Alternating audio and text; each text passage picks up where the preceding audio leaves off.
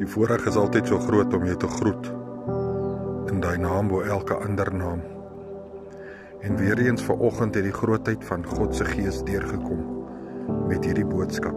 En ek wil u bemoedig vanoggend om hierdie boodskap te luister, met die geestesoor te luister, en ook hierdie boodskap te deel vir ander daar buite, wat dalk nog nooit besef het hoe kragtig hierdie woord is nie. Ons is vanoggend in die boek van Numeri 22, vers 21 tot 38.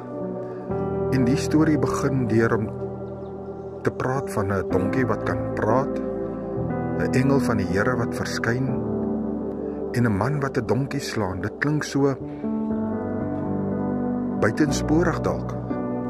Maar weet jy wat, daar's so baie in hierdie woord vir u en vir ek opgesluit. En vanoggend wil ek net graag, soos die Gees van God my lei, hierdie gedeelte met u deel. Bileam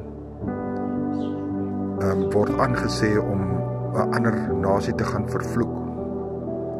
Maar die Here God is nie meer daarmee ingenope nie, of die Here voel nie dit is reg nie.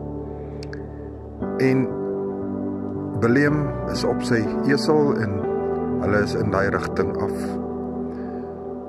Maar die Here stuur 'n engel en die donkie sien hierdie engel raak, en dan wil die donkie nie gaan nie, of hy word teen 'n muur vasgedruk, of die donkie druk vir Bileam teen die muur vas met sy voet tussen die donkie en die muur. En dan elke keer ontslaan Bileam hierdie donkie, tot op die keer wat die Here die donkie se tong losmaak, en die donkie kan vir Bileam sê, maar hoekom slaan jy my? Jy het my nou al 3 keer geslaan. En Bileam sê vir hom, as ek 'n swart gehad het ek jou waarlik doodgeslaan. En hierdie donkie sê, maar het ek nie nog altyd gedoen wat jy my gevra het? Het ek nog ooit teen jou gespreek, of teen jou wil besluit nie?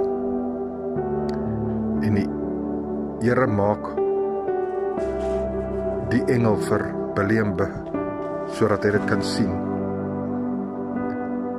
En weet jy, Bileam kom tot die besef dat hy moenie gaan om die volk te gaan vervloek nie, maar liewer om hulle te seën.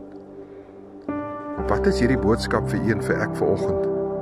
Weet jy, soms is ek en jy op 'n pad besig wat die Here nie meer goed voel nie, wat die Here nie wil hê nie. En soms is dit vir jou en vir my, ons voel so, ons wil dit doen en ons gaan dit doen.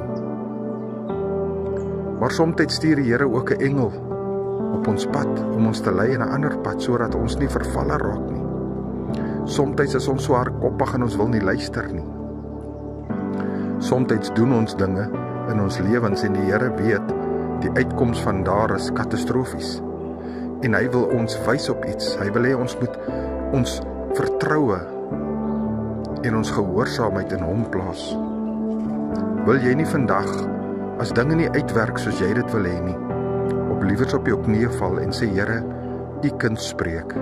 Spreek die woord, Here, sodat ek kan verstaan. Laat die Heilige Gees van my oopbreek. Wat is dit wat u die Here vandag van my wil hê? Weet jy, en wy jouself om na God te luister.